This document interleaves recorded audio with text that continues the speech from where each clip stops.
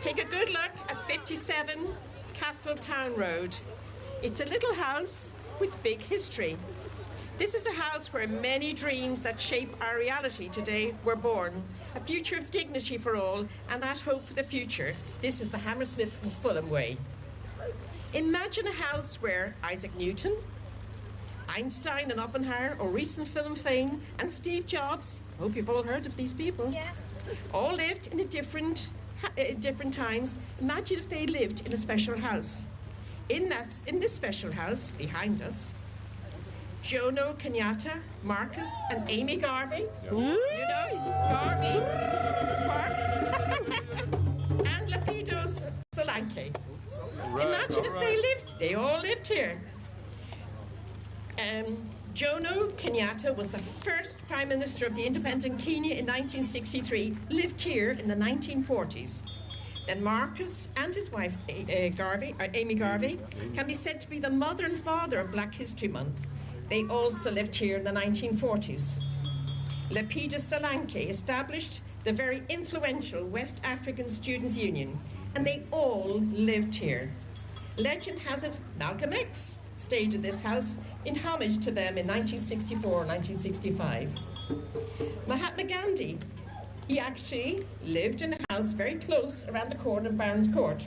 So that's another thing you can, another place you can visit one of your days off. Love the thumbs up here. They all lived here. Mahatma Gandhi probably walked down here regularly because he lived nearby. And the people that lived in this house in the 20th century can be seen on, imagine, banknotes. They are literally currency in some countries across the world. For example, Bob Marley, who also recorded some of his greatest music in Hammersmith and Fulham. Thank you. Revered Marcus Garvey. This house is not just interesting because of its connection in the UK Black history, but because of its connection to hope. The hope that everyone would be seen, all cultures respected, stood in the heart of the former occupants in this house. Kenyatta, the Garveys and Solanke probably all faced levels of prejudice. You can be sure they did. And that would shock us today, but persevered because they saw a day like today where we all stand together was possible. And look at us here today. That's amazing. They would be so proud of us. Yeah, well done. You're real. If you want to know more about them, sorry, barely read it. They are part of Black History Trail we have in Hammersmith and Fulham, or ask our heritage team. Kenyatta, the Garveys and Solanke are a reminder that it's okay to dream and think big, no matter the odds. Remember that, children. Hold on to your dreams. That at the heart of Black history lies the hope and conviction we can now co-produce a better, more inclusive borough, a better world. In Hammersmith and Fulham, we are leading the way in highlighting those things that make us all proud and part of this community. Sometimes Hammersmith and Fulham has been called a little borough with a big history. We use our history and heritage to bring people together, especially young people, to feel proud of themselves. We inspire young people by highlighting and inspiring people that lived here before them.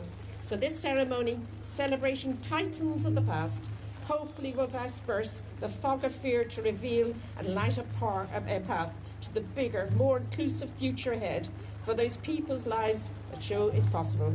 That is the Hammersmith and Fulham way. Yoo-hoo! Well done. Nice to see you all here. Well done. We had such a wet day. Thank you. Thank you. Okay, I'm not sure what's happening with this, but guys, put your hands together one more time for our fabulous councillor, Darryl Brown. Darryl spoke about dreams, and it's amazing to have our young people here because that is a legacy. Without further ado, our next speaker for today, Her Excellency Catherine Kurumba Karumu, the Kenyan Ambassador for a national tribute. Can you put your hands together and make her feel warmly welcome?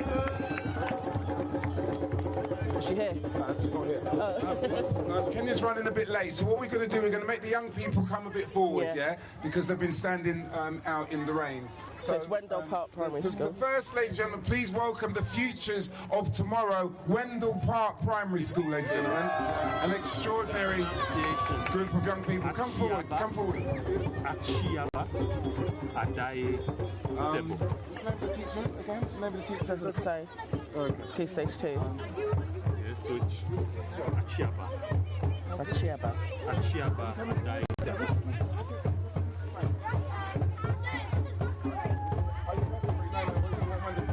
Wendell Park, would you come forward, please?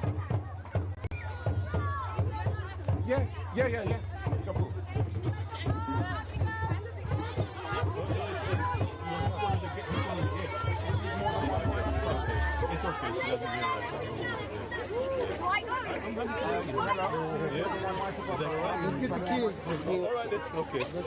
I'm not anymore now. They don't realise that someone's already done. The other brother was holding the... Where's Malik? Where's Malik? Right there. Filming. Oh, cool.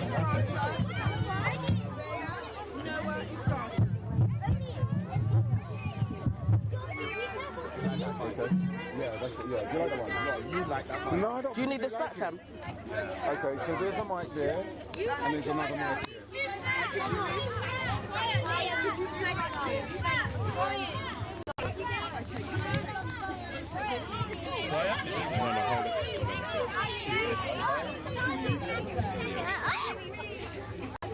Down there, there's a I'm a microphone.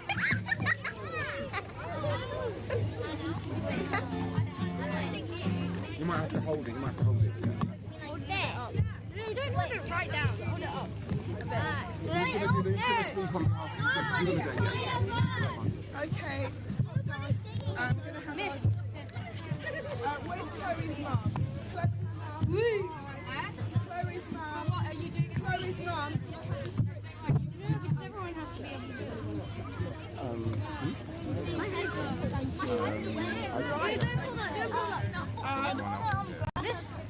Okay, let's do yours first. Are we doing this? Ask the choir. Choir comes this way. And It would have to be up like right down. Sorry. Choir, good. I'm going in front of the mic. I know. Hello. Hello. there you go. Say that's for you. Oh, so we're going Okay, you're going first. You're wow. No, this is mine. Okay. No, this is yours. That's mine. Okay. It says my name. No, it doesn't actually. Doesn't matter. Just okay. That's it. So choir, but if you come over this side. Miss, can you just hold this microphone up? I will. It's the sketch. Right. Good morning, everyone. We have Wendell Park, and they're going to tell you a little bit about Marcus Garvey. We're going to talk about Marcus Garvey. Good afternoon, everyone. Welcome to the Wendell Podcast. This afternoon, we have three amazing historians who have spent many years studying the life of Marcus Garvey and his wife, Amy Garvey. I would like to introduce you to Isabella Era. Hello. Tony Timeline. Good day. And Kathy Century. Hi. Let's start with historian Kathy Century. Could you please tell us why you have dedicated your time to Marcus Garvey? For me, Marcus Garvey is an important individual of the past because of the progress he helped black people to make. He worked relentlessly to help bring an end to the colonization of African countries. I also admire his belief that all people should have their independence. Thank you for that.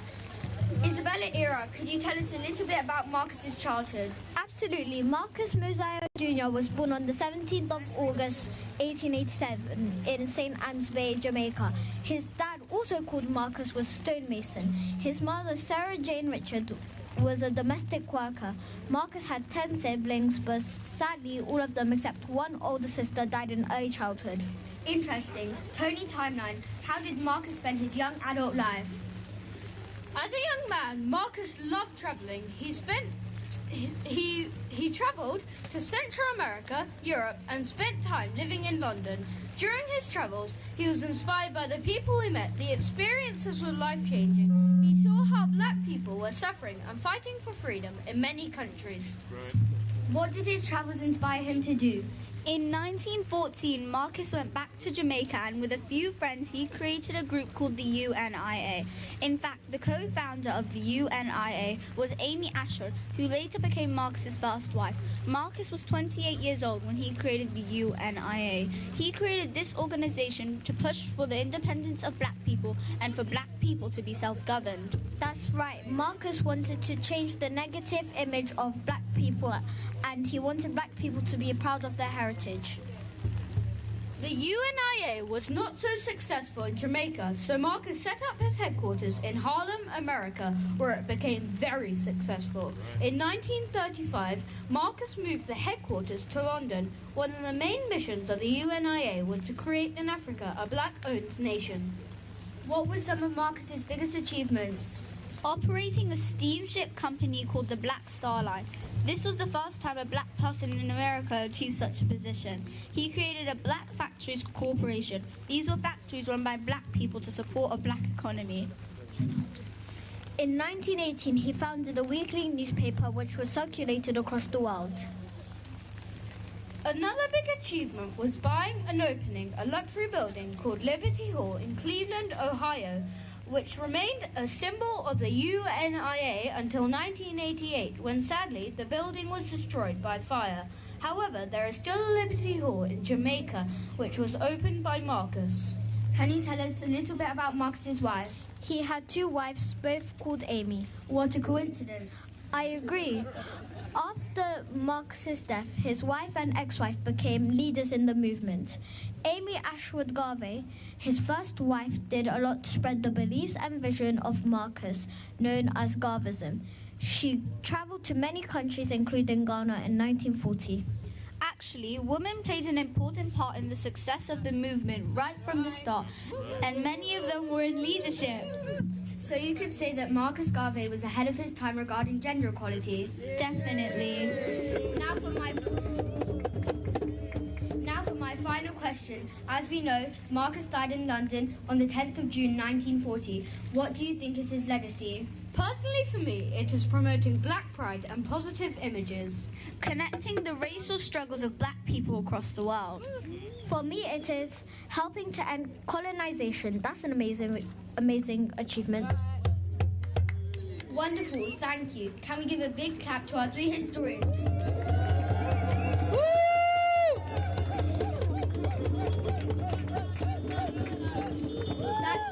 That's the end of our podcast. Join us next week when we will be exploring the life of Jomo Kenyatta, Kenya's first president. Goodbye for now. Yes! We did it!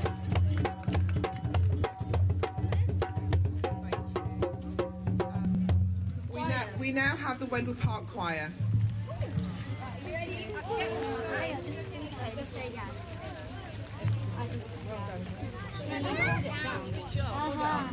Yeah, but it's not stupid. Okay, anyone with a drum, please join in at any point in time. Drummers, you hear that?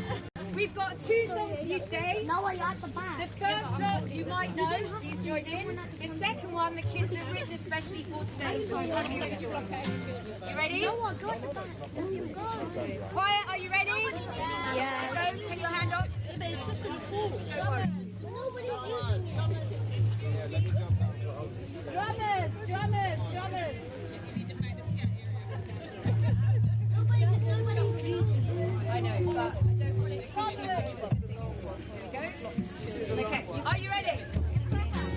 Ready? Right, get ready. Sing as loud as you can. Here we go. I can see clearly now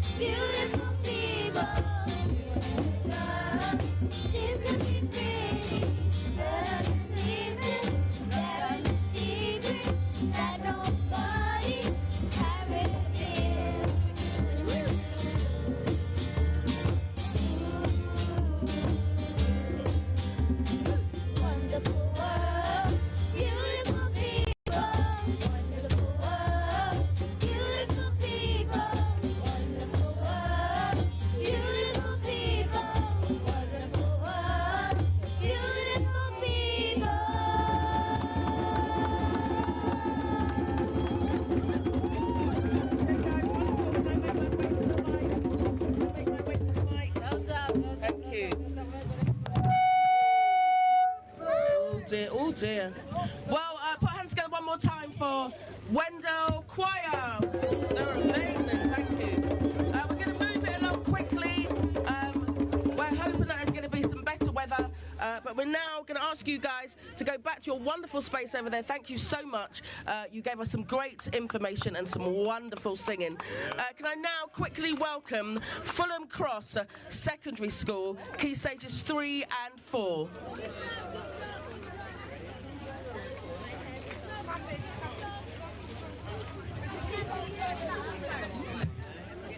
Yes, I am. Come closer. Yeah. Come closer.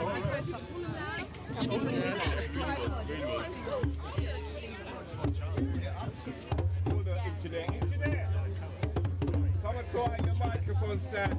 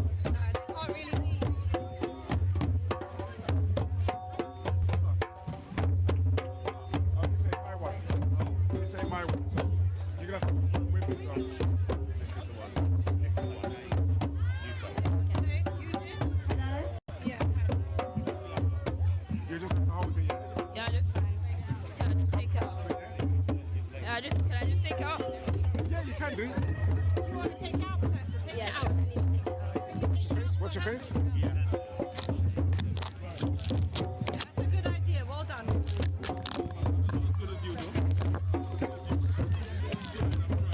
Sorry about that, bro. There you go, yeah? When it goes to Hello? Yeah. Hello? Yeah. Let her borrow yours because this is louder. Yeah. Hello? Yeah, go on. Thank you. This is for people to hear at home. This mic, it's a main mic. Okay? Thank you. Can you make it a bit louder then? Go on. Again?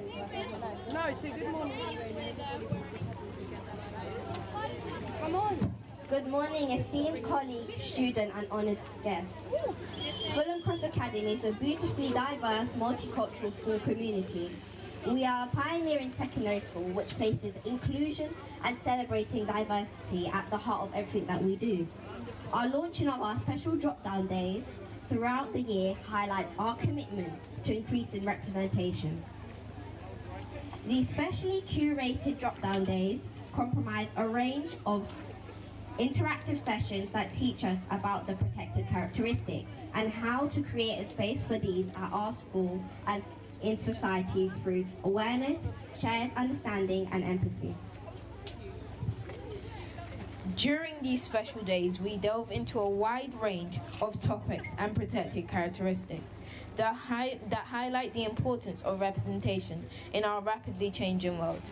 For instance, we learnt more about the fascinating and rich history of African kingdoms over time. These sessions highlighted for us the pivotal role that these civilizations played in shaping the course of world history. As many of our students and staff are of African heritage, this was really inspiring to learn about. These drop-down days are embedded within our curriculum and our school values. They are a reminder that we are more beautiful together. Our aim is for everyone in our school community to feel seen, heard and valued because, like you, we believe that representation matters. Absolutely. It therefore gives us the great pleasure to be here today, standing at the crossroads of history and hope, memory and destiny. We stand united today, not merely as individuals, but as a collective force of dreamers and of believers, fueled by the power of representation. And as we contemplate this power, our eyes turn to a beacon of leadership, a titan of change, a man who dared to dream of freedom in the face of oppression, Jomo Kenyatta.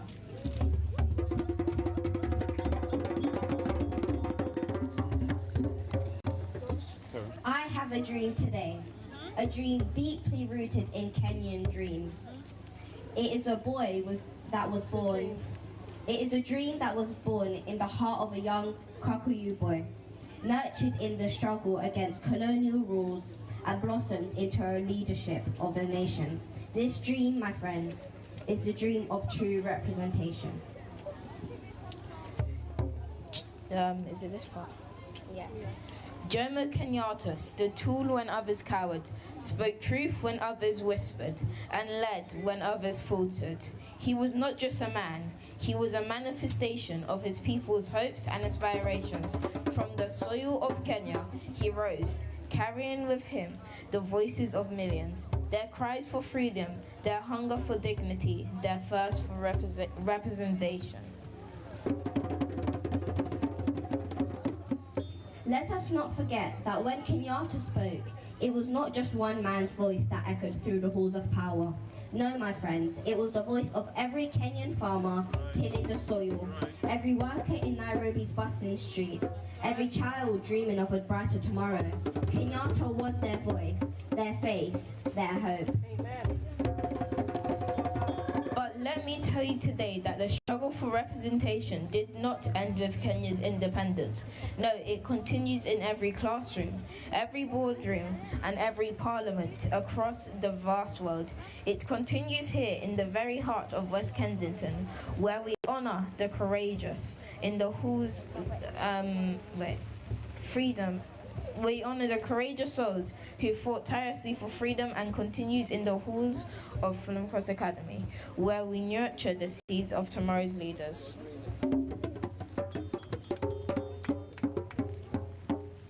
I have a dream that one day, every child in our school, in this borough and across the country will see themselves reflected in the pages of history, in the faces of leaders, in the narratives that shape our world. I have a dream that our young people will stand tall, proud of their heritage, confident in their identity, ready to represent themselves with the same fierce dedication that Kenyatta represented his country and his people. We cannot walk alone on this journey. Just as Kenyatta called for Harambee, for his people to pull together, we too must join hands. For unity in lies the strength of true representation.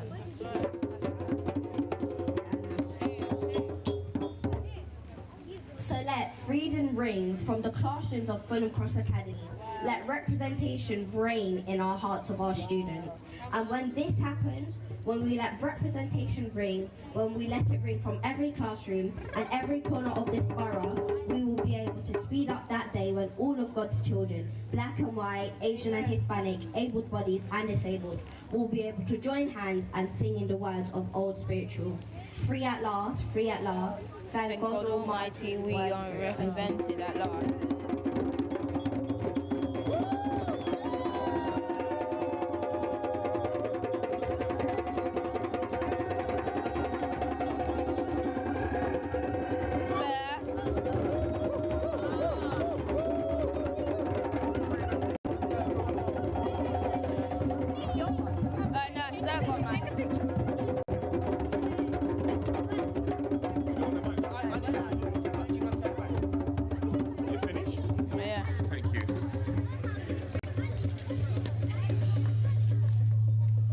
That as well.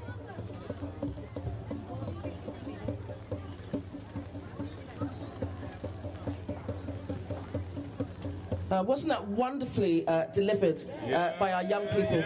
Young Precisa here happens to be my mentee, budding host, but I think actually she probably should mentor me. We definitely have here our Trevor MacDonald and our Moira Stewart. Put your hands together one more time. Weren't they fabulous?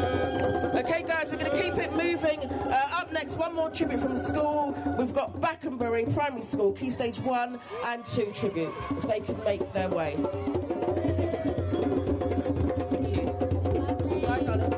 Well done.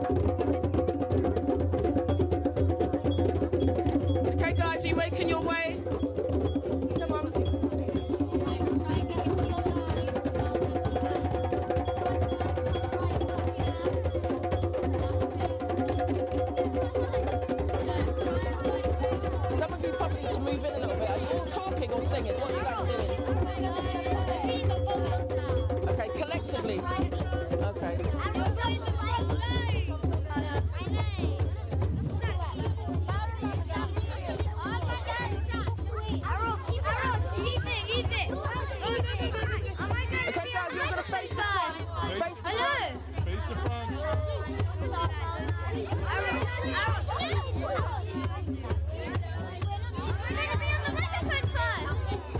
One second. Jack.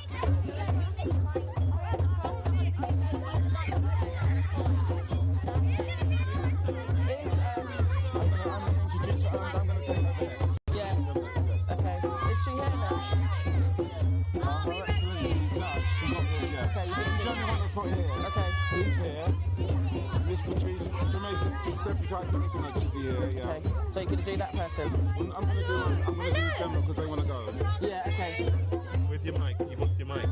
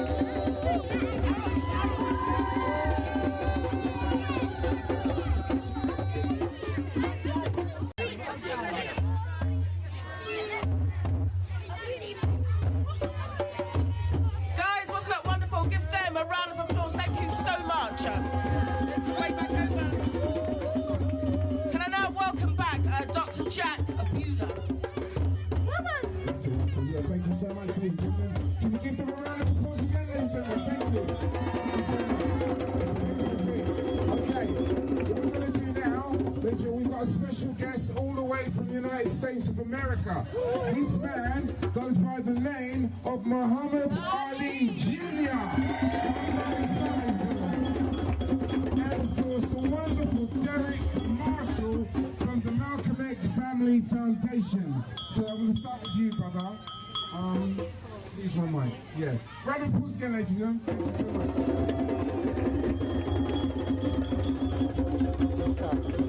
Good afternoon, everyone. So I'm just going to mic you up. Thank you. Good afternoon, everyone. Thanks for coming. It's an honor to be here today on behalf of the Malcolm X Family Foundation. We're based in Grenada, and we've brought this gentleman over because we're filming a documentary about Parkinson's disease. It's been 40 years since his father was diagnosed with Parkinson's disease, which he died with. And there hasn't been any progress with finding a cure. There are numerous neurological diseases which we're finding, which are affecting our people, but we're not participating in the trials, we're not really getting involved. So if you can imagine someone as iconic as Muhammad Ali would suffer with such a disease, but we still don't know what caused the disease. So Mo's here today to talk a little bit about that. We have our producer Amal, who's hiding somewhere. We're going to be crowdfunding and supporting and working with a number of charities in the UK, such as Cure Parkinson's, Parkinson's UK, and another foundation in America, which I'll remember in a moment. But just to talk briefly about Marcus Garvey. UNIA is an amazing organisation, and a lot of people don't know that Marcus Garvey gave the first job to Malcolm X's mum while she moved to Canada in 1906, I think. So before Malcolm was born, all of the influencing was a lovely young administrator from Grenada working with UNIA, moving around, and then she met a man called Mr. Little, who was 6'3". She said to have married the tallest, darkest man she could marry so that she could get nice brown children. As you know, she was mixed race, which was very rare at that time. We won't go into too much detail about that history, but we're making a documentary in Grenada as well called Louise, which is about the backstory of Louise and her history in Grenada. My friend was supposed to be here, which is Malcolm X's cousin, who actually lives in London, not far from here, and he actually owns the land, which we'll be developing into a memorial centre for Louise and all of the Nigerian ancestors who are actually buried on that land, who are Malcolm X's great-great-grandparents, Jupiter and Mary Jane Langdon. But to come to today, what I'm really amazed about is the connection between so many of our great civil rights leaders. To know that Malcolm had potentially stayed in this house. Malcolm was also sheltered in Louise's house in Nebraska when they were coming to look for him. That's the Ku Klux Klan, of course, who killed both Malcolm's dad and his 3 brothers. So Malcolm actually has more Grenadian family than American, because all of his parents on that side, uncles, didn't make it. They all died. So when we know about these tragic histories of our people in Grenada, but we also appreciate that people from the Caribbean have made such a massive influence on politics, both in America, and as we're seeing it now, we may have the first mixed-race Indian woman of black Jamaican Indian heritage going into the White House. And that, I think, is absolutely amazing. Thank you, Mo. But I'm going to stop there and just introduce my dear friend, Muhammad Ali Jr., the only biological son of Muhammad Ali, who's here with us for a few days while we start preparing for the documentary.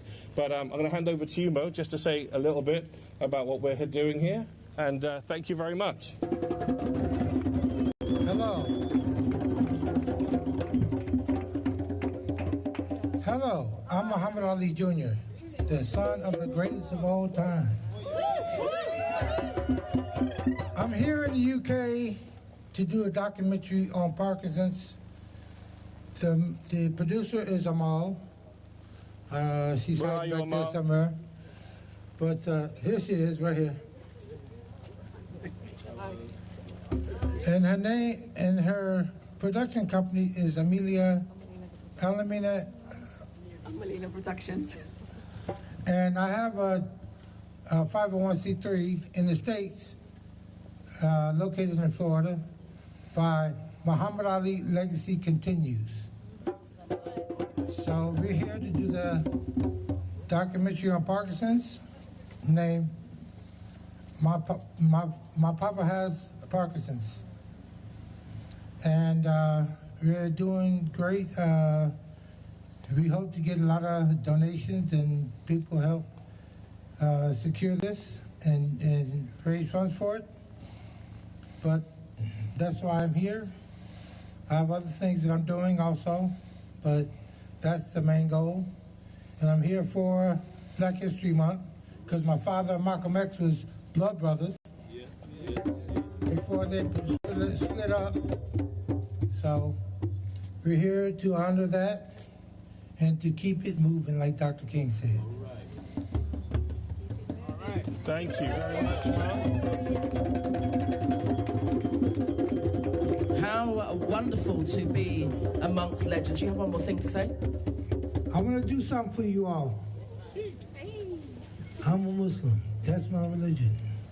My name is no longer Cassius Clay. Drafts and nothing is my religious belief. Float like a butterfly, sting like a bee. Your hands can't hear what your eyes can't see. I'm a shock and amaze when I destroyed your Frazier. To prove that I'm great, I get him an 8. You want to go to heaven, I get him in 7. I know what I do, I get him in 2. The thing that made my father great was standing up for what he believed in by not going to war. To go to jail. And that's what we always do, because guess what? That war wasn't for us. That's right, that's right. Why would we fight a war if we're not even free here at home? So we have to be free. 100, brother. Assalamu alaikum wa rahmatullahi wa barakatuh. Shalom alaikum. Shalom alaikum. Ja. All right, beautiful, brother. Beautiful, beautiful. It's a beautiful thing. Yes, man. Garvey lives. Yeah. All right. Fantastic. Thank you so much. Ladies and gentlemen, I want to introduce you to Selassie I live in.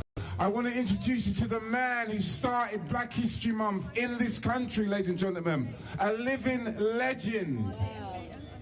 1987, he came up with the concept. Let's take what's happening in America to the UK. And now we celebrate him. He's like a god, ladies and gentlemen. Welcome, Akyaba Ade Sabo.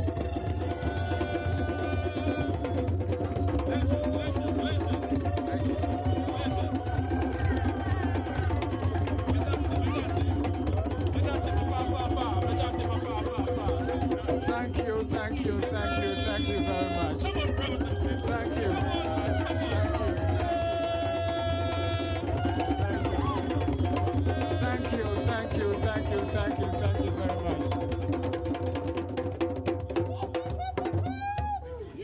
Thank you very much. Thank you. You see, what has happened here today is why Black History Month was established. It was established for the young ones, Right. for our future, Right. and you brought them here. It's very significant. Thank you very much, the organizers. You've done very well. And Black History Month was triggered by the story of a 6-year-old boy. Tell that story, sir. Tell that story. I was working in 1985 at the Greater London Council as a special projects coordinator. And I went to work. One morning, I saw our group secretary very downcast and crying. I asked her, Elizabeth, what's wrong? And she said, would you believe it? Last night, I was putting Marcus to bed. And after prayers, as I left the room, I prayed the door, he called me. He said, Mom, why can't I be white? And here she said to me, I had deliberately named my son after the Right Honorable Marcus Mosiah Garvey. I have failed my son. That was her cry. I have failed my son. I have failed my son. I said, hell no, you haven't failed your son. It is the institutions of state that have failed your son. The Inner London Education Authority, the local authority, the education ministry, and all of them, they have failed your child. And not only your child, every African child here. That's right. So I felt that there was a problem with identity. Something had to be done. Absolutely. And that stirred in me, and that gave birth to Black History Month, That's the concept of Black History Month. So it was a child. And what is important is that we located Black History Month in October, not in February, also for a reason. Break it down, sir. Break it down.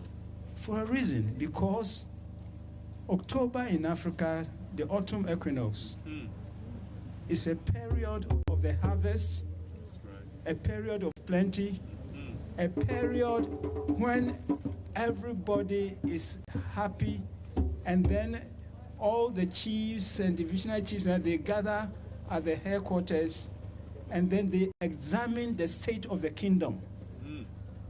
And where there are any differences, difficulties, they are settled, so that people go back, you have a united kingdom. So it's the same thing. So October is a month that we examine the state of Black Britain. And not that alone, but you also examine your home, your relationship, siblings, husband and wife. Then you also look at your relationship with your neighbors. You look at your relationship with the borough and all that. So it's a period of self-examination. Self-examination. Some people have misinterpreted it to mean that we say that the whole history of Africa and Africans or Black people should be taught in 1 month. That is a misconception. It's not true. It's a period where we review, because an unexamined life is not worth living. So we have a whole month that we have to enrich it with content. Sometimes some people say that, oh, the local authorities have taken over and they are messing with drumming and singing and all that and all that. But please, who is that person at the local authority or Hammersmith and Fulham who has taken that initiative? Think about it. It is not the councillors or the mayors or all that, but it is someone who's thought about it. The same thing that I was in Greater London Council and I conceived of something. So the content depends on you. That's right. And your sense of maturity. That's right. The sense of research. The content depends on you. It doesn't depend on the mayors and all that. It depends on you. It depends on you. It depends on you. Yes, and that is why we are here. The content of Ladipo Solanke. The content of Ladipo Solanke. He was here in the 20s, and he saw that the West African students or students, Black students, they didn't have a place where they could gather and think about themselves. So he set out to resolve that problem. He and Bankole, they set up the West African Students Union, and next year will mark the 100th anniversary of WASU. 100th anniversary of WASU. But what is important about Solanke is this. He was dismayed that his own people, Yorubas, they were not pleased with to speak Yoruba or learn their culture. So he started teaching Yoruba. And what is significant about him is that today, as we celebrate him, we must also celebrate the influence that he has made. Because the influence that he's made is that in Yoruba today, there are professors and teachers teaching maths and science in Yoruba. Teaching maths and science in Yoruba. That's his significance. But what is important, please, for us all here is this. During that period, how many were they? How many were there? You could count them on your fingers and toes. Who made it possible for us to have gained freedom in Africa? How many were there? And when you talk about Solanke, you are talking about Jacques Garvey, Malcolm X and all that. You are talking about C.L.R. James. You are talking about George Padmore. You are talking about Kwame Nkrumah and all of them. And it is they who gathered, how many of them at Manchester, and set everything rolling. And next year will be the 80th anniversary of the Manchester Conference, Pan-African Congress in Manchester. Please, my time is up. Thank you very much.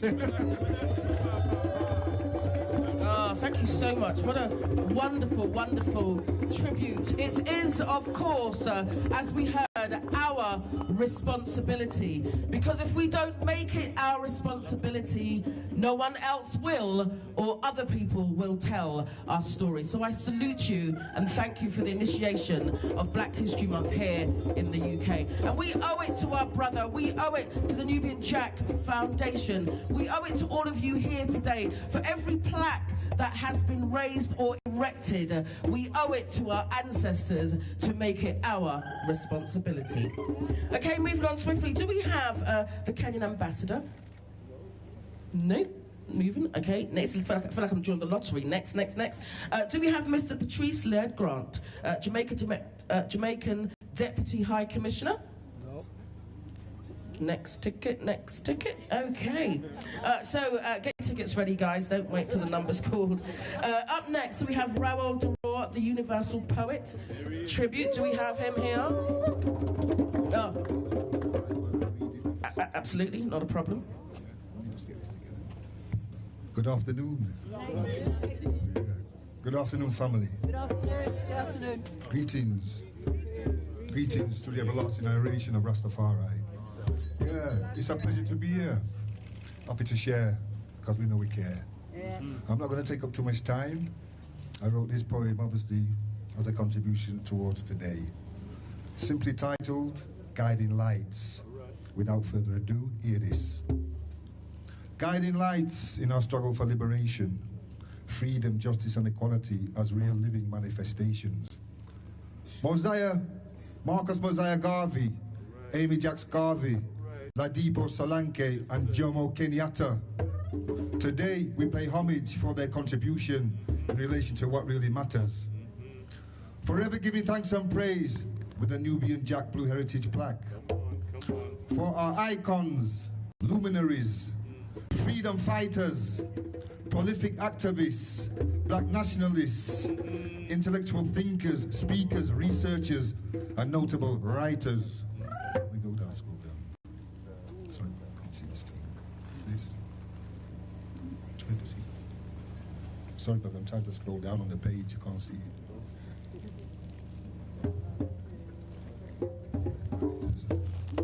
Yes, the mantras from Marcus, Up Your Mighty Race. Amy, a pioneering female black journalist and publisher in the 20th century. Ladipo and Jomo resided and lived over different periods right here at this place. Between April to August 1928, Marcus and Amy stayed 4 months during this time. An international power couple whose works and legacy still continues to shine. That's right. Followed by Ladipo, who stayed there from August 1928 for 14 months. He was a political activist, linguist, and lawyer who remained focused and unsung. Then in March 1929, the first president of Kenya, Jomo Kenyatta, also stayed for 4 months, equally important to remember. Yes, the scroll, I can't see from there. Can you scroll? I can't see it with the lights now. I can't see with the light. Get the rest of it. Ah, it's going now, Sorry. Got you, yeah.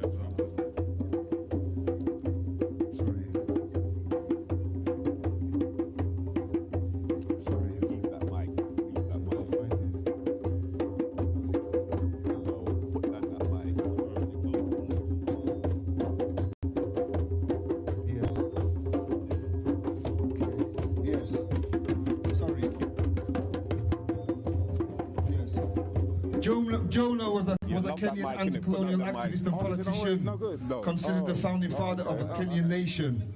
A one-stop home in West London on the road to advocating for black people's redemption. Key aspects of their collective philosophy deserves our full respect. All right, cool. All right. It stopped raining anyway. All right, cool. Brother, every time. I love it. I can't wait. I can't wait. Thank you. Yeah. You know, Alex, is this the problem? No, I don't. Hello, Alex. Nice to meet you, man. You too. Yeah. I'm just going to give you one of these. Here we go. Just get it on the arrow. Sorry. Right. Can you scroll it now? Thank you very much. Oh, it's Nice one, brother. Nice one, man. How do we get it? No, brother, it's not one. Yeah. We're broadcasting it now. So if you scan that, it will go, yeah. Or if you go to YouTube and enter in eyesam. Yeah, I should do. Try.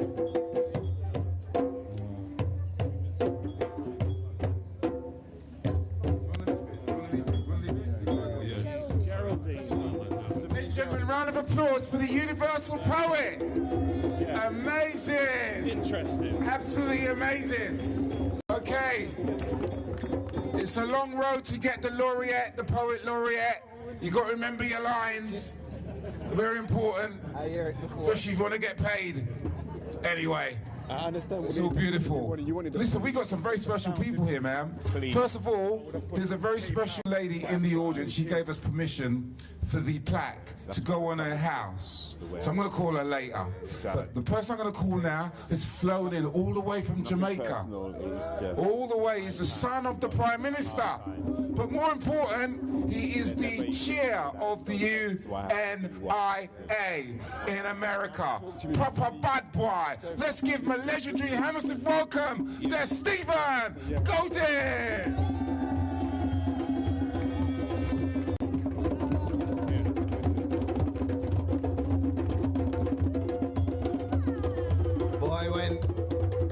When Dr. Jack introduced you, I don't know what you can come with after that. Well, let me just correct a few things. I'm the son of a former Prime Minister. Don't want the Prime Minister catch this on YouTube and find out say him have a son him never know. I'm also president of the UNIA in Jamaica.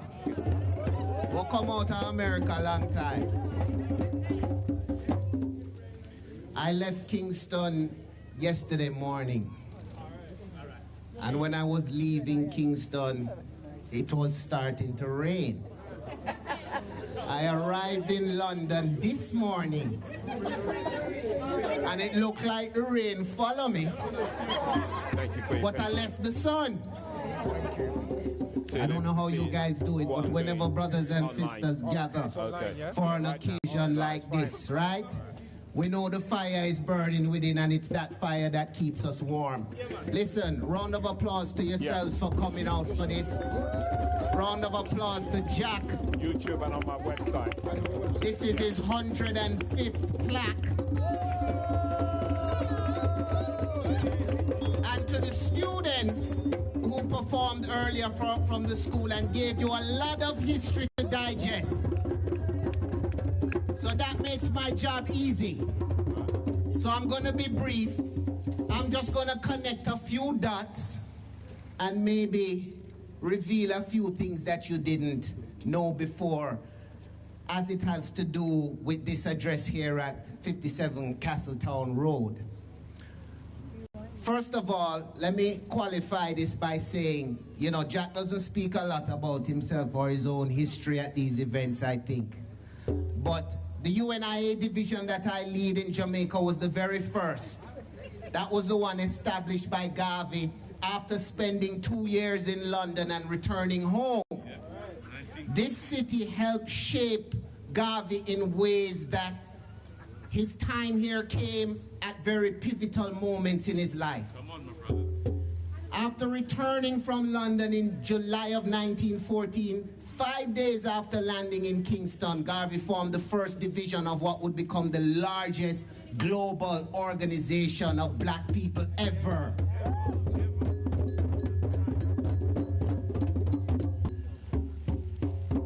I have the honor of leading Division 1, which this year celebrated our 110th anniversary. But here's something you may not know.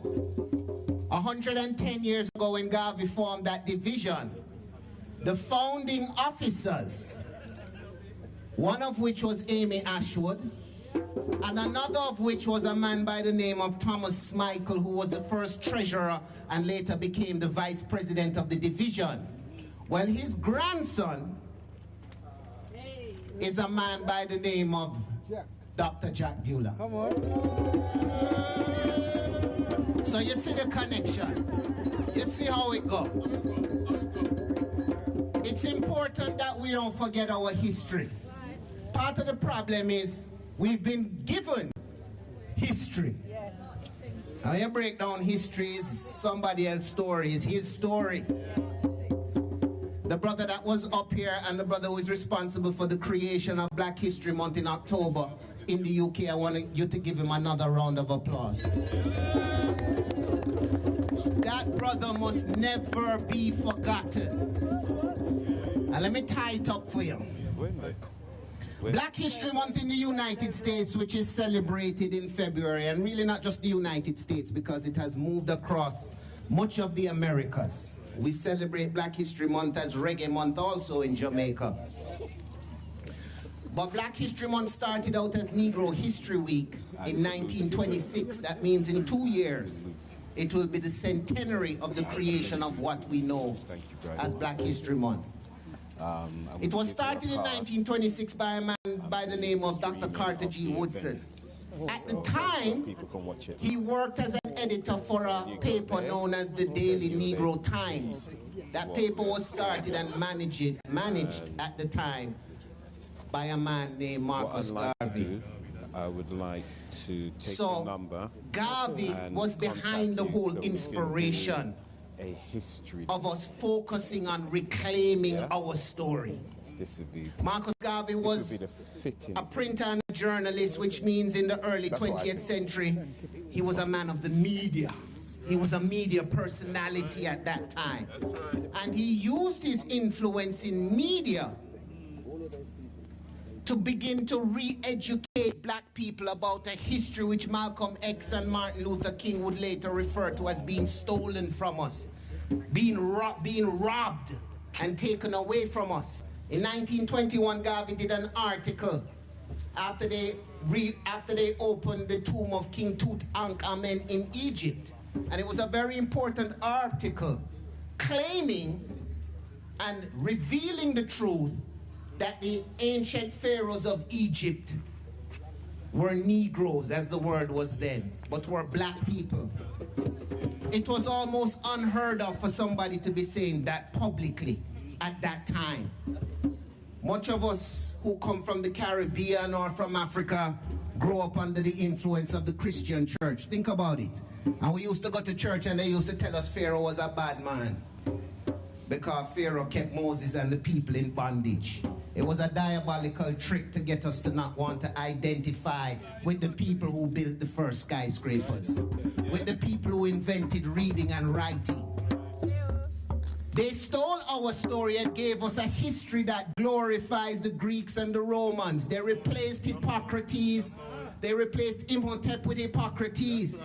They don't even teach you about Merita, the first female medical surgeon out of Egypt. These things are not in our history book. Instead, them give us Jack and Jill went up the hill. And Humpty Dumpty.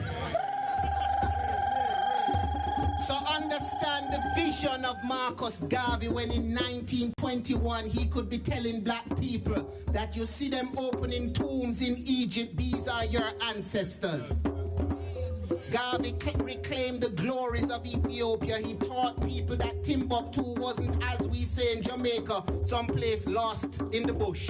You know, in Jamaica, when them can't find us, I don't know him, guy must have gone to Timbuktu. Garvey repositioned that to let you know that Timbuktu was the first university city, built by the richest man the world has ever known. But yet they stole our story, and they don't teach us about Mansa Musa or Mansa Abu Bakr II, who crossed the Atlantic 200 years before Columbus. But every school child in Jamaica knows the name Christopher Columbus.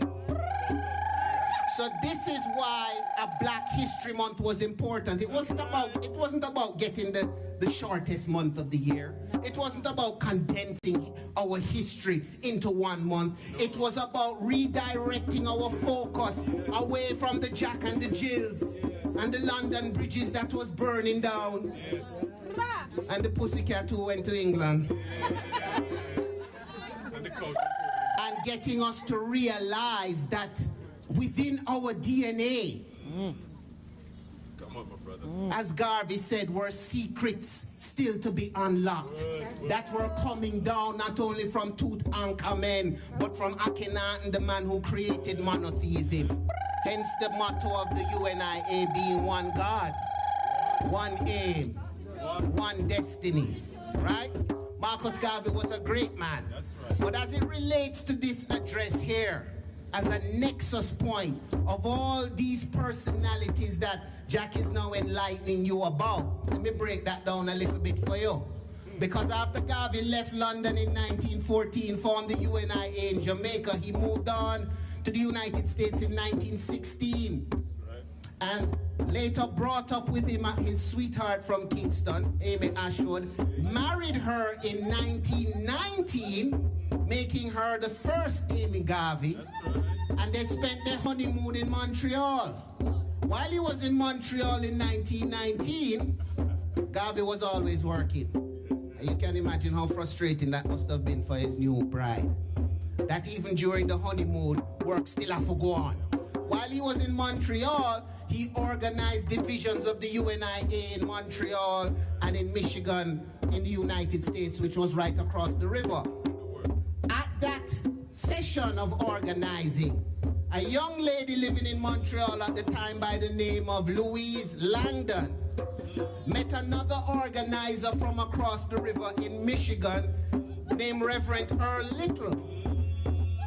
And maybe they were inspired by the young newlyweds in front of them, but within a year or two, they themselves got married and had several children, the youngest of which they named Malcolm Little, who later became Malcolm X. Now, unfortunately, that first marriage between Marcus and Amy, number one, didn't last very long.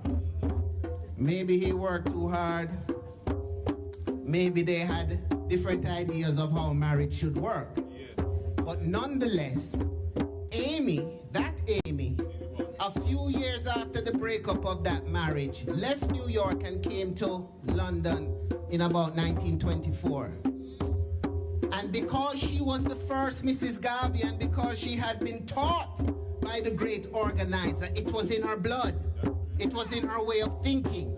And so she met young African students and encouraged them to form a union, first the African Student Union, which later became the West African Student Union. They referred to her as Mother, and she nurtured many of them. Among them, Ladipo Solanke. Among them, Jomo Kenyatta, who while he was living in Kenya used to run a newspaper from village to village. That newspaper was the Negro World, and it was started by Marcus Garvey.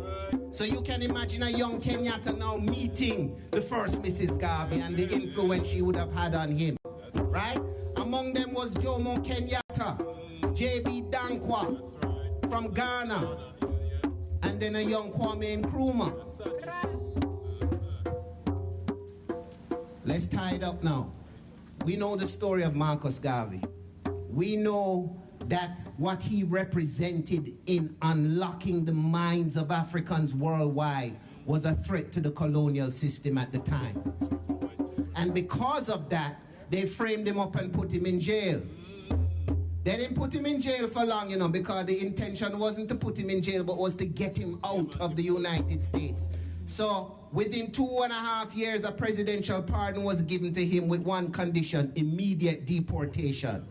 So Garvey was deported from the United States back to Jamaica late 1927, December 10th to be exact.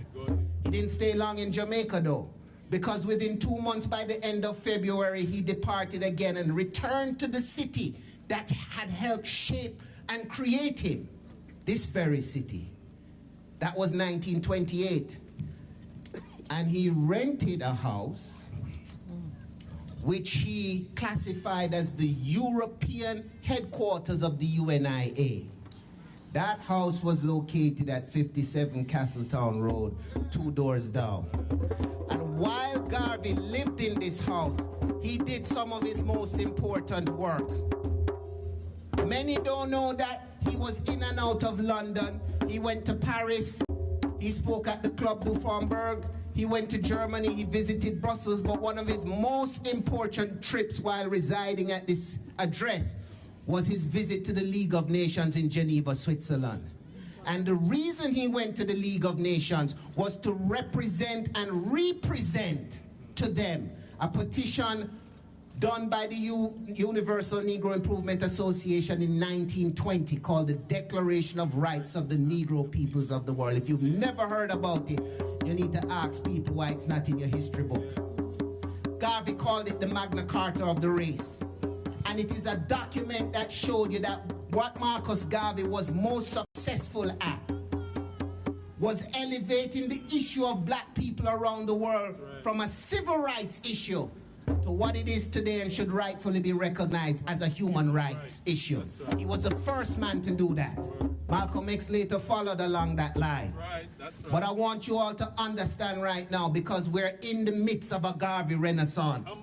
100 years ago in 1920, when Garvey created the red, black, and green, I don't know that he had the vision that 100 years later in 2021, it would be waving on the TV screens across the world with the chant behind it that Black Lives Matter. He did that. So you see the cycle that we're in and the role that we have to play.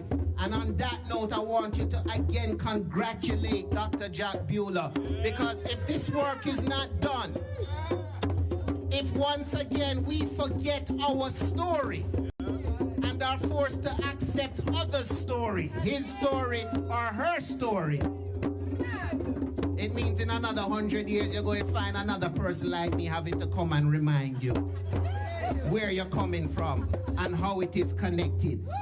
Marcus Garvey lived at this house, and he left London in August of 1928. And you heard the brother say that Ladipo Solanke took up residence in August of 1928.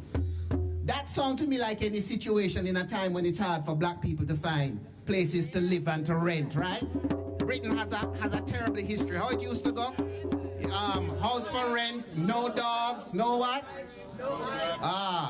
So it's not more than a situation that Garvey probably had a lease for a couple more months. And because of the connection between his first wife and Solanke, Solanke ended up taking up the lease, right? My final story for you now. In 1964, there was a Jamaican, probably one of the first, if not the first, black president of the Oxford Student Union elected. I had my start in radio in Jamaica because of this man. His name was Anthony Abrahams. He also served as a Jamaican Minister of Government in the 80s, Minister of Tourism. But before that, while he was president of the Student Union of Oxford, he had a brilliant and radical idea to invite Malcolm X to address the union. That happened in 1964. Apparently, while Malcolm was here, Oxford wasn't prepared to put him up. He had to find somewhere to stay. And it would appear to me that once Marcus Garvey had lived in this house, a word got out within the black community that this was a space that we could rest our head. And that must have continued for almost 4 or 5 decades until this family bought the house in 1970. So this was a haven, not only to black people, but particularly known within the Pan-African circles. You know how it goes. This is how we practice Ubuntu. I am because we are. If I have a house to live, we have a house to live. And And if I'm not here, I'll go and make sure the next person that takes up the lease is gonna be one of us. And so as Jack said, this is probably one of the most important addresses in London, and a fitting place for such a plaque to go. And I want you to applaud the family for accepting this plaque to go up there. It means that our history will not be forgotten. It means that our story will be told for more generations.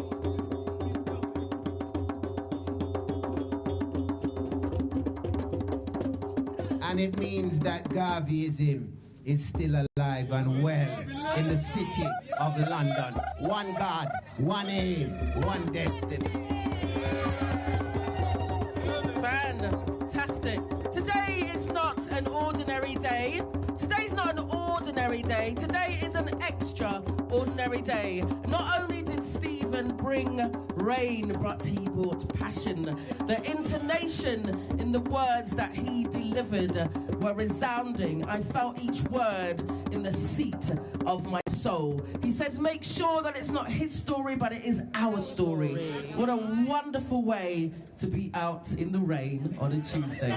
Anyway, moving on swiftly, we're going to say a special thanks now. We're going to ask you to put your hands together and welcome to the platform the property freeholder for House History Tribute, Leonia Bryan.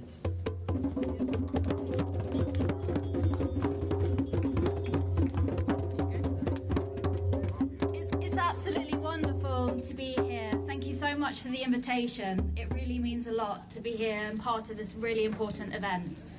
Number 57 has been in our family since 1970, when my mum, who's just here, was 13 years old. Timeline-wise, I was born here in August 1978, which would have been a few days after Kenyatta had died.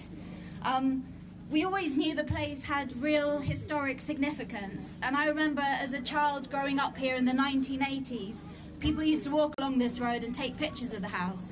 Back then, no one had a phone in their pocket, so it was always a mystery what was going on. But we slowly pieced the information we had together, and we were told at the time that Malcolm X used to come and stay here on his visit to London. But we had no idea, really, of the rich tapestry and the background of great significance that the house had held. So it was really wonderful to discover so many titans of history have been living in those four walls at number 57. And it's really, truly remarkable to just think that no doubt those four walls at 57 bore witness to so many fascinating discussions and interesting ideas right here in the street in Castletown Road.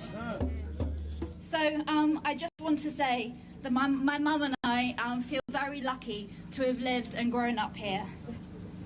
And it's really, really wonderful that today the history of number 57 is being properly commemorated. And the important men and women who lived on these streets will be signposted by the council and by Nubianjak. So congratulations. The good news is that everybody here can now duly remember the important people who've lived at number 57. Thank you very much. Wow, thank you. Leonia talks of a tapestry of culture of which we are now all a part of. There's a very great individual, though I can't see him. Let me just check with Jack quickly. We're going to get some music now, musical, which was music going to go? Yeah, that's okay. Here, yeah. So, fabulous. We have some great entertainment now. Keith Waith, alongside Alexander the Great. Guys, can you put your hands together and make them both feel warmly welcome? So much. I think they're going to do it from underneath the tent, is that right? You're going to come out? You're going to do it underneath the tent? Oh, okay. I just want to find out if you're going to do it underneath the tent or not. Are we all right with the mic, yeah? Beautiful. Just get a little bit forward here. Watch your feet. Good. Thank you. Lift up your foot. Okay. All right, good afternoon, everybody. Good afternoon.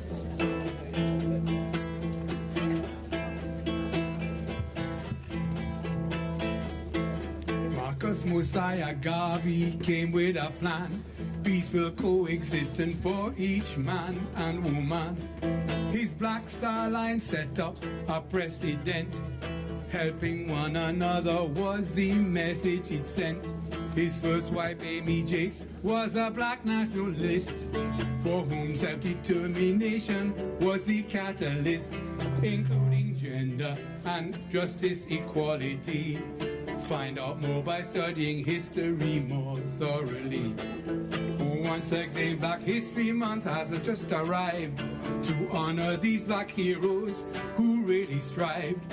5 of them at some time made this house their abode in West Kensington, here on Castletown Road. Playboy!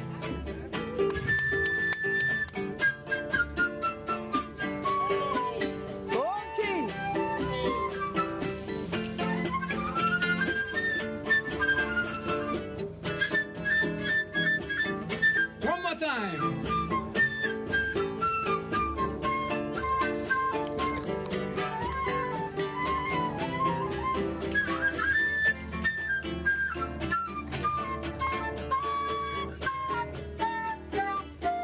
In the 1930s, Jomo Kenyatta studied at the LSE and also in Russia. A farm laborer in Sussex in the Second World War, influenced by ideas of a man named George Padmore. He won Kenya's 1963 general election. 1 year later, the country changed its direction. An independent republic is what it became. After which the continent was never the same. Playboy! Whoa, yo, yo, yo, yo.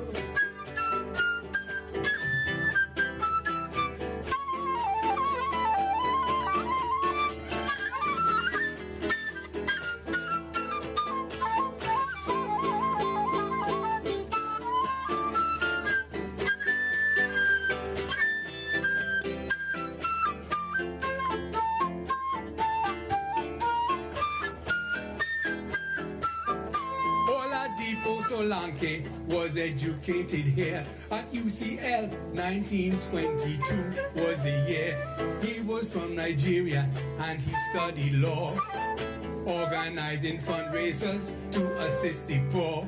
The West African Students' Union, known as WASU, was formed by him and a colleague who held the same view.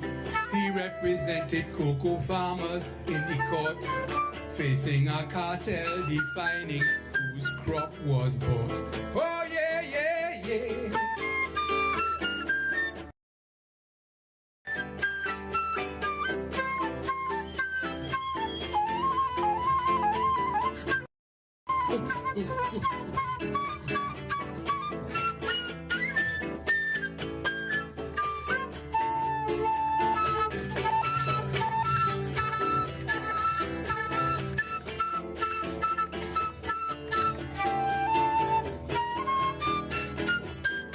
Malcolm X has been discussed excessively as someone who lived his life controversially, disagreeing with Martin Luther King. He thought affirmative action was more uplifting. For years under surveillance by the FBI, at the age of 39 he was bound to die. Malcolm always tried his best to find the right way and was posthumously honored with his own day. Yes, he was now.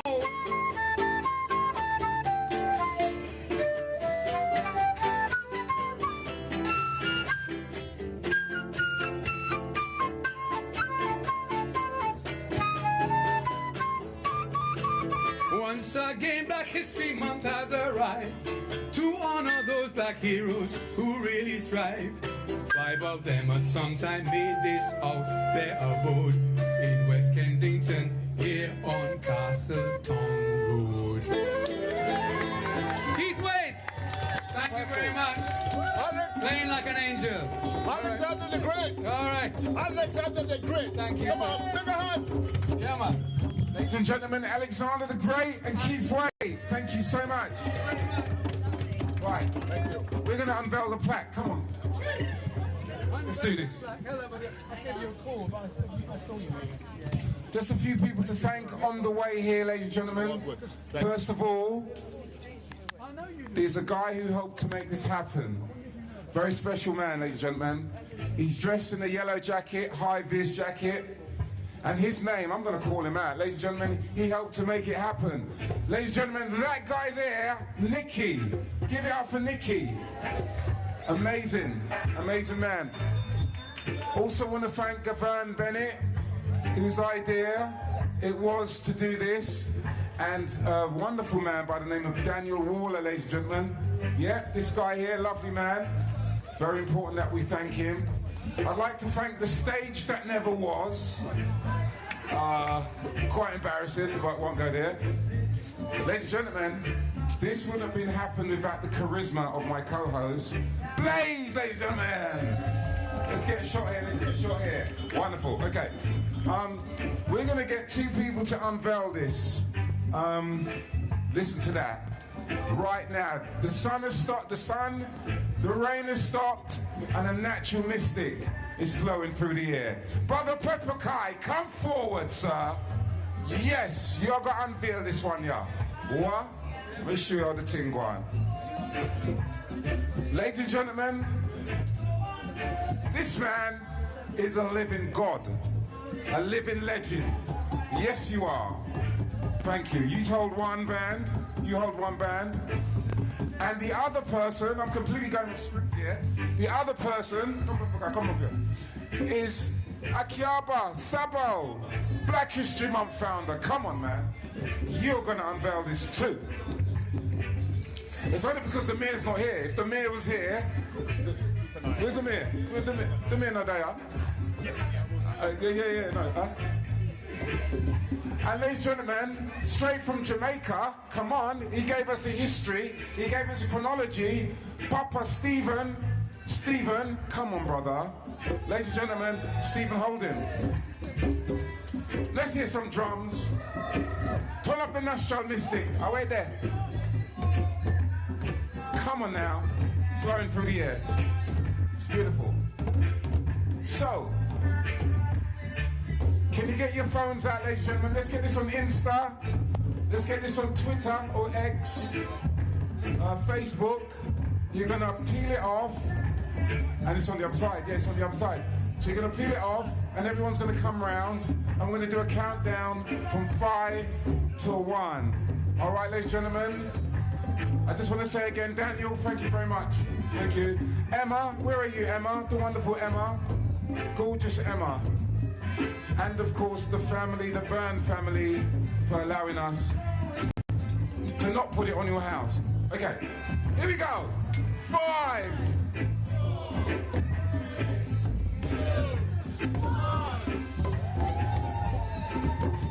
This is gonna be fun. This is gonna be fun. Try pulling the ting, man. Pull the ting, yeah, pull the ting round.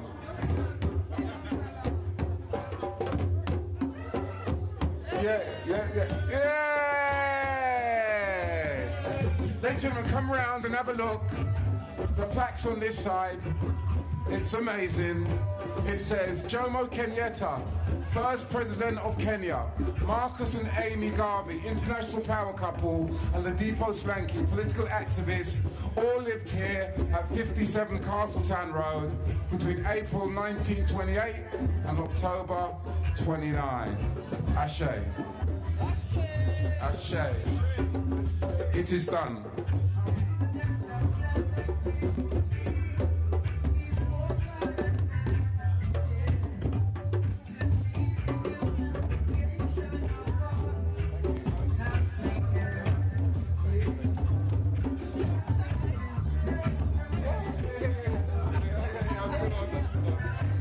There's a still walker, you know, we got a still walker.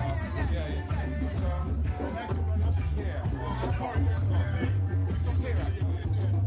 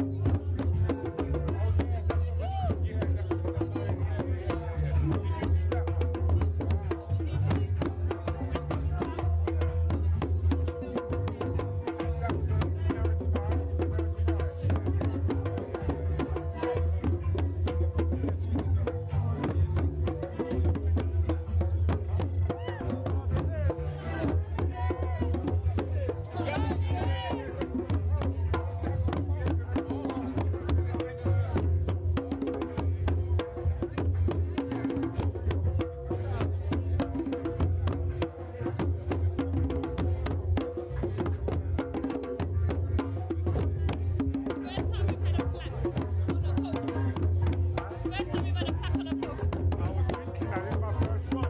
This is your first one? My first one. You've been doing it for 20 years? No, man, I've been missing for 20 years. What do you think, brother, man? I'm going to do it in the future.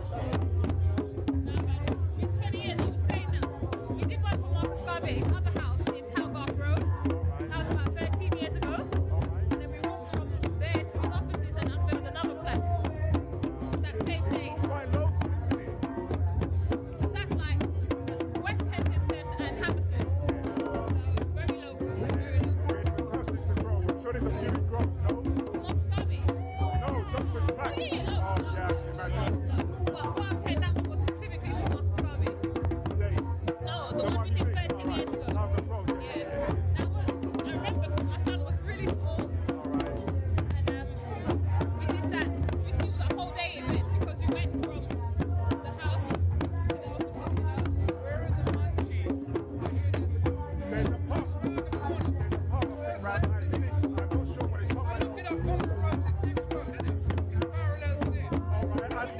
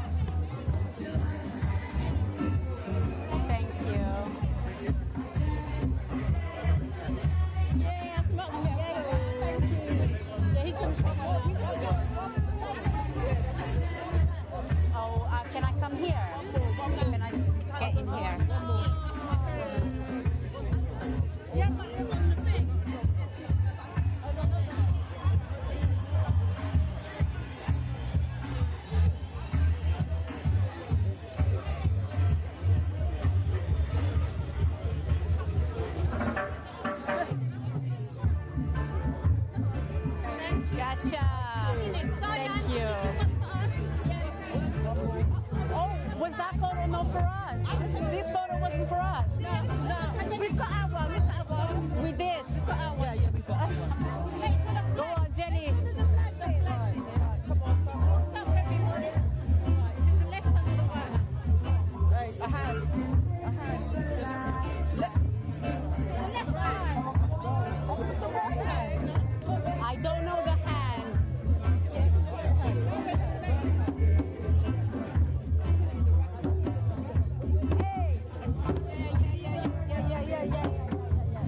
Now we need another photo with the other brother, with Mohammed Ali's son. No, it's done. Oh yeah, yes, let's go. We can get in by the flag. That'd be nice.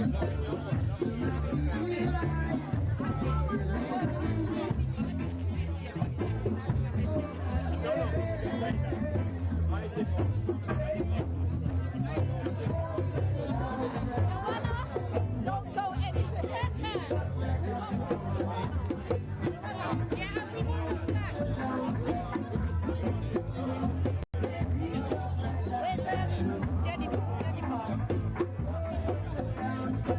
It would be nice if we could get the names of the flags on the photo with us. So how are we going to do that, guys?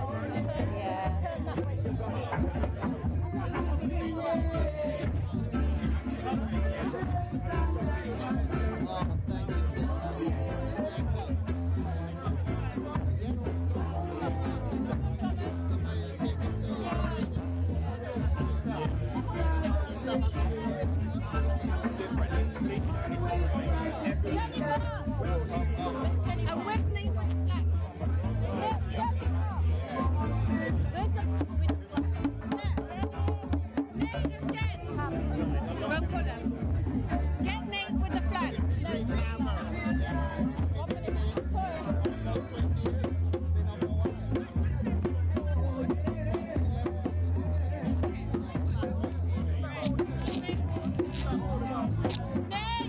He's here.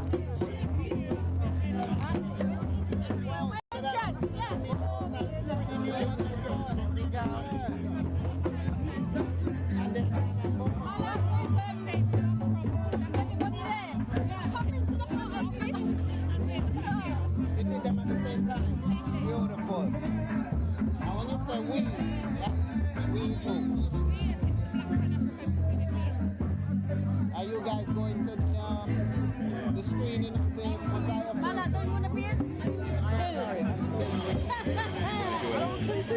Minister. Yeah, that's nice. That's nice. Come on, come on.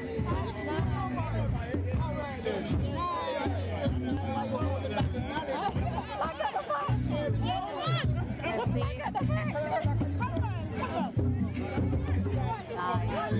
Come on. He has the umbrella for us.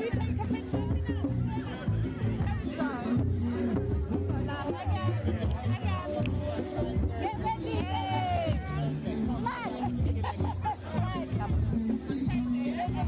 Oh, we weren't ready. We weren't ready.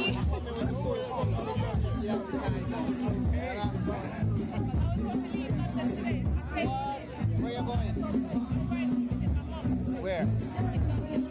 Okay. Oh, beautiful. Oh, bring everybody. Bring all of them.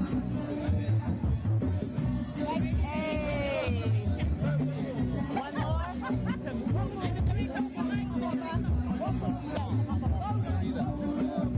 Let's go, guys. One more. The color of the sky. What you look like we're talking? Joy and happy.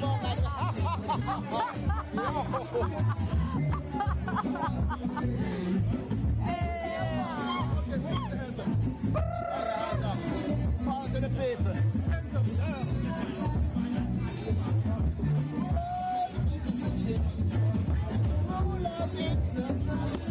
Can we get those photos? Can you get it? But the ones he just I have a feeling they're gonna come out really good. The ones he just Hello all, thank you very much for watching. The organisers is trying to explain in its eloquent way and charming way why the plaque is turned to the pavement. And you may be asking yourself that question. It's a health and safety issue. What you have is you can't have people standing, the public standing in the road to watch a plaque. So the idea is that the pedestrian will be able to watch or read the contents of the plaque. I hope that explains it.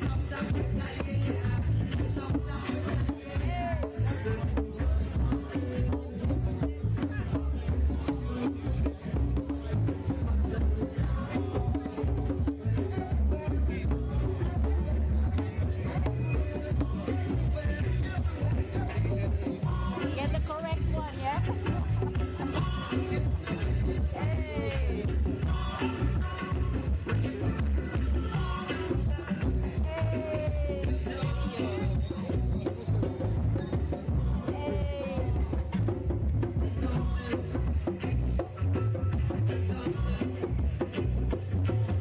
Photo you took is going to be our display picture at some point. I guarantee it's really good.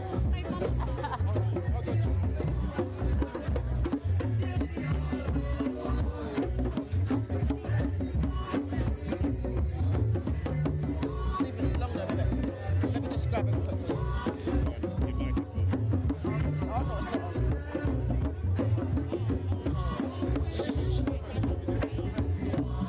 Jack, should we do a quick thing with you?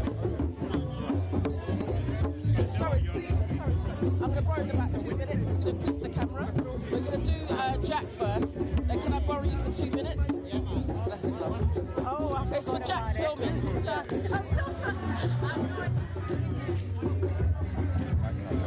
You both got one, yeah? Okay, cool. What number plaque is this, Jack? 105. 105. Wow. And rising. Where's Eugene? Are you good with the music? Are you okay with the music? You should be getting this, bro. You should be getting this. Have you got any interviews of people? Yeah. I said to Okay. Jack. You need to get an interview with him, man. Have you got one of them already? Okay. Yeah. We're going on after this. Are you going? No, is there anything after this? Yeah, there's a reception. Come on, man. Just round the corner. Oh, It's called the Curtains Up. Guys, yeah. So do Jack, then swap over with Stephen. Oh. Are we going to, what do we do? All three of us? Yeah. Oh, okay, cool. Come on then, man. Right. Oh, we're just going to do Jack, then we're bringing Stephen. How are we doing it? One? Yeah, stand doing that way. You tell me. It's up to you. Okay, so me, you, and then Steve. Yeah. Steve, you should have your stage on your own. Yeah, don't go. Yeah. No, Steve's next. Steve is next. Huh? Picture. Oh, yeah. Oh, okay, all right. Okay. Where's Stephen? Stephen going? Is he going? No, he's right there. No, I'll go in, man. When you ready? Okay, so... Are you interviewing me? Yeah. Oh, okay. So, Jack, another wonderful event today. God is good. Outside 57, Castletown Road. We are. What has happened here today, this morning? So what's happened today? Wait, no, I'm not doing an interview, man. So what's happened today? The ancestors have had fun with us. We love the ancestors. And you know what the ancestors said? They said, I'm going to let it rain throughout the whole show. I'm going to let it rain throughout the whole show, and then when it's done, I'm going to stop the rain. So thank you, Holy So, Spirit. do you know, Jack, it has been pure blessings. We've had some amazing speakers today, some legends. In fact, we've had Muhammad Ali's son. We have Muhammad Ali Jr., so that was a lot of fun. That was one of the high points. We had Stephen Golden, who's the head of the UNIA in Jamaica and also internationally, and he's also the son of the Jamaican Premier. We had the householders, of course. We had free schools, free public schools. We had this amazing co-host, a sister called the wonderful DJ Blaze. I think that's Good bad gal, you know? Yeah, it was a great day. But we've got Stephen. Let's quickly get Stephen. I'm so sorry. We're just going to interview you right now. Right now, this minute. Stephen has been so busy. Everyone's so excited about his presence. We want to have a quick word with him. I love our people. Stephen's still having a chat. Stephen, the camera is rolling. Don't we need the mic, Stephen, up. So, Stephen, this is Stephen Golden of Jamaica UNIA. It's been an absolute pleasure to have you here, right in the middle of the filming. My man just handing out the flyers in the middle of the filming. I just love our people, they're great. Everyone's just doing everyone's just doing their own thing. I found your tribute very heartfelt. I heard the passion in the pronunciation of your words, and you spoke about his story versus everyone else's story.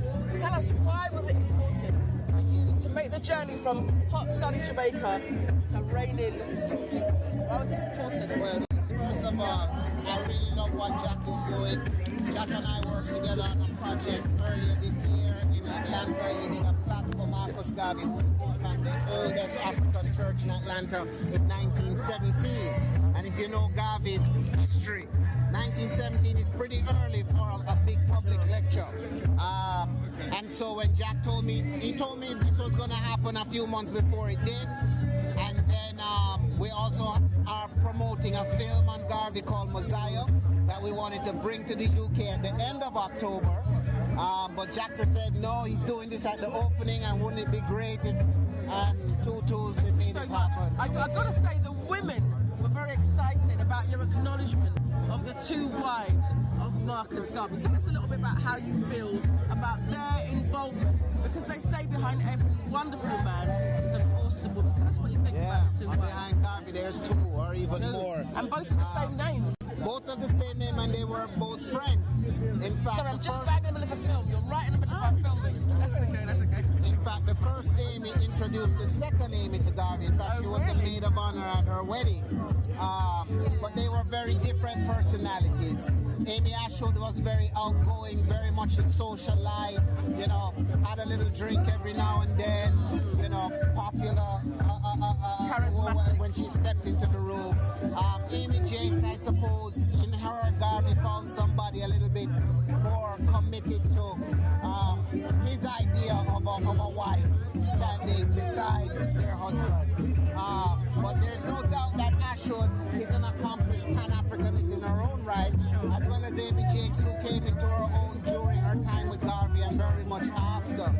So I can only say I don't know what it's like to be the kind of man who is to be blessed with that kind of strong woman, not once but twice. Absolutely. But whatever he was drinking, I need to get some. But Stephen, I'm going to keep you because I could talk to you for hours, but we've got to move on to the next phase. Tell us a little bit about the documentary that you're doing. I'm not doing a documentary. What I have is a short 40-minute film. It's the first narrative film about Marcus Garvey in the 20th century. It was done by some brothers out in the United States. The main actor playing Garvey is also the writer. The brother was so passionate about the project, it spoke to me. They consulted with the UNIA, with myself as a UNIA historian before it was done. And so we love the work. Sorry, we're just doing a film. But it's just the start. It's the idea is within the next 5 years to have a full 13-episode series on Marcus Garvey. So this 40-minute short is the first one. It focuses. And will we see it here in the UK? We're screening it at the Jamaican Embassy on Thursday, October 3rd. We're screening it at Birmingham City University on Friday, October 4th. After that, we go to the Caribbean, and then we end with National Heroes Day in Jamaica on Monday, October 21st. We'll be having its Kingston premiere. So let the diaspora know I brought it to them first. You did. Before I took it home. You brought us Rain. You brought us a short film. Guys, this is Stephen Golden, an absolute historian, a poet, and an icon. Thank you so much. President of the UNI in Kingston, and I'm encouraging those in London. Link up the UNI in London. It's led by Brother Minister Malik. They're located in South London, in Brixton, and hopefully they'll be having a meeting this Sunday. We'll give you more information on that. So there's lots happening here, guys. Make sure you stay connected and find out what Stephen Golden is doing. This is your girl Blaze, and I'm off to see who else is up for giving a few words. Thank you so much. Follow us at UNIA Jamaica. Brilliant, let me take this. Thank you so much. All right. Got it? Blessed love.